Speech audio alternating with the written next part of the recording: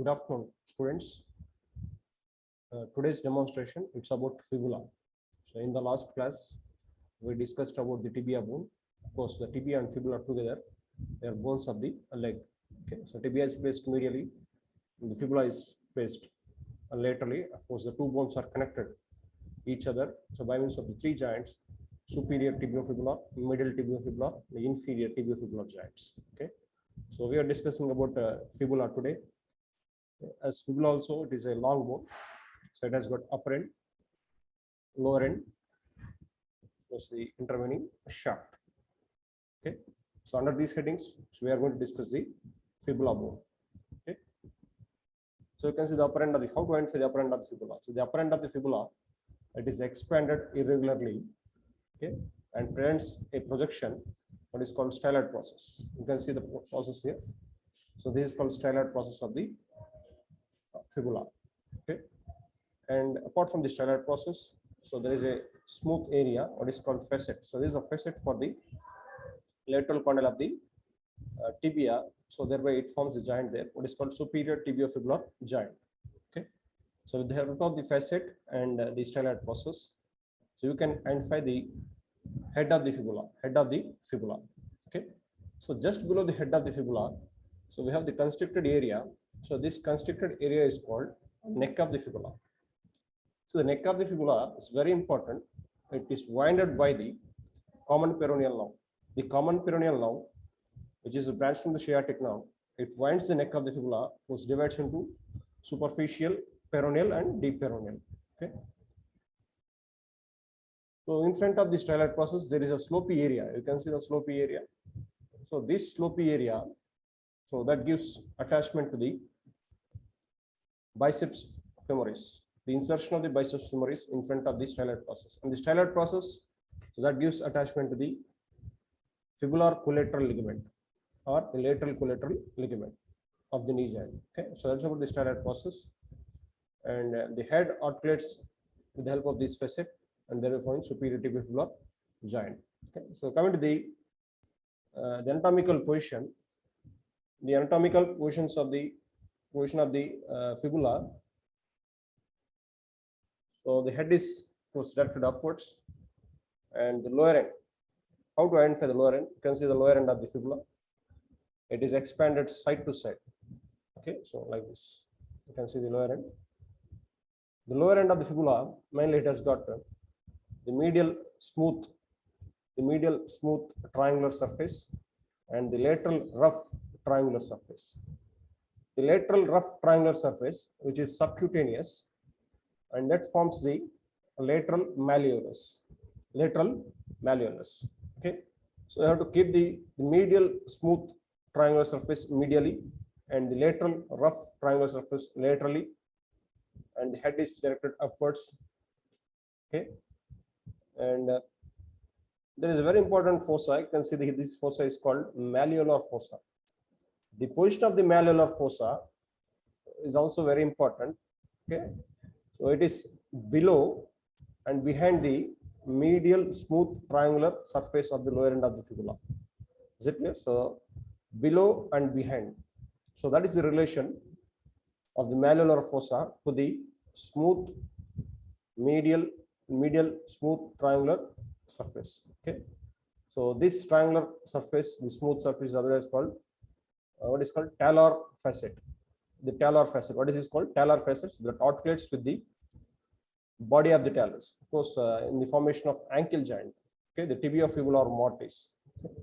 So this part of the bone, what is called talar facet of the fibula, articulates with the body of the talus, thereby forming the ankle joint. And the malleolar fossa. Okay, so the relation already you know. So it is below and behind. That is very important. Behind, not in front of the smooth triangular surface. Okay, so the malleolar fossa is also very important to identify the determine the side of the bone. See, my bone, it belongs to right side. Okay, so this is the right side bone. So if you hold the bone like this, okay, so placing the thumb in the malleolar fossa, which is below and behind the smooth triangular facet medially. This is lateral aspect, this is medial aspect of the lower end of the fibula. So if you hold the bone like this, okay, so this is how the bone, okay, we can hold the bone like this, and of course that way you can determine the side of the bone. This belongs to right side. Okay, so if you hold the same bone in the left hand, okay, so the thumb goes over the medial surface, I mean the smooth triangular surface. Okay, you can't keep your thumb over the malleolar fossa. If you keep also, so the relation between the malleolar fossa and the smooth, the triangular surface, okay, that it differs. Okay, so it becomes in front.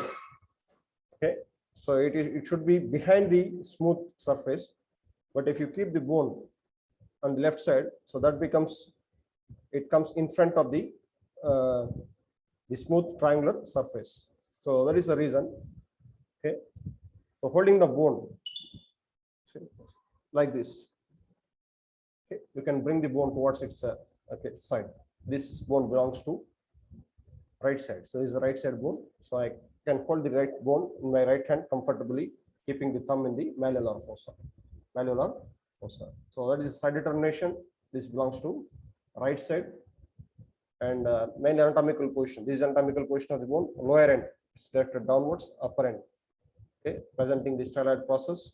The lower end mainly shows the fossa, what is called malleolar fossa. See the malleolar fossa and the smooth surface, triangular surface medially, the rough triangular surface laterally, subcutaneous. Okay, so that's the anatomical position, the side determination of the fibula. Okay, and coming to the shaft of the fibula, the shaft of the fibula, it has mainly, it shows the anterior border, okay, posterior border, intraosseous border, intraosseous border. Okay, so this is anterior border, and here comes the posterior border, intraosseous border. So the anterior border that starts from the anterior surface of the head, okay, downwards. The posterior border that starts from the styloid process. So the posterior border, it aligns with the styloid process. So if you trace the styloid process, you can get the posterior border of the shaft of the fibula.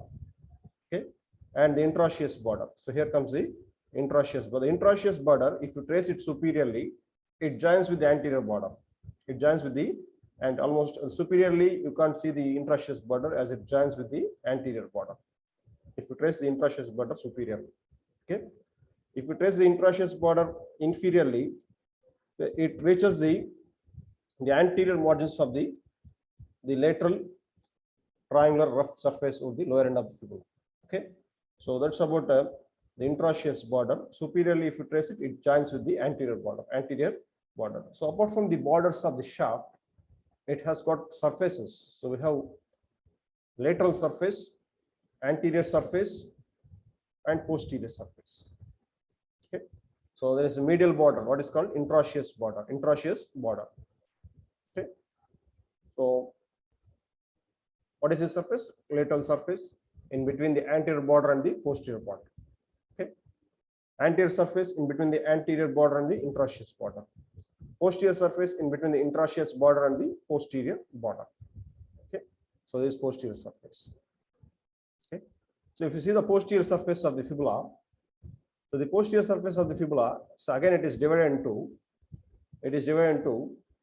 okay, two, mainly the upper 3/4 of the posterior surface. The upper 3/4 of this posterior surface is divided into two parts, the medial part, lateral part, by means of a, okay, the prominent, okay, crest, what is called a medial crest. There is a medial crest over the posterior surface of upper 3/4 of the fibula, upper 3/4 of the posterior surface of the fibula. So there is a crest called medial crest. It divides the posterior surface into, again, the medial part and lateral part. Is it clear?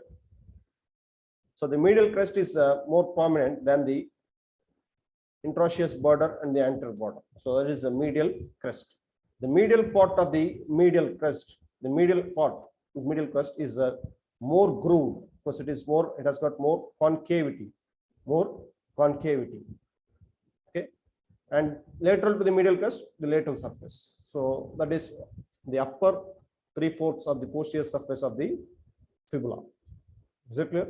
So that's about the medial crest, interosseous border, okay, anterior border. The interosseous border is very close to the anterior border, and of course superiorly it almost joins with the anterior border. So that's about the interosseous border, anterior border, posterior border, and surfaces. So we have the lateral surface, okay, and this side comes the anterior surface. The posterior surface, upper 3/4 of the posterior surface, it ends the medial crest. So that's about the borders, the surfaces of the shaft of the fibula, okay.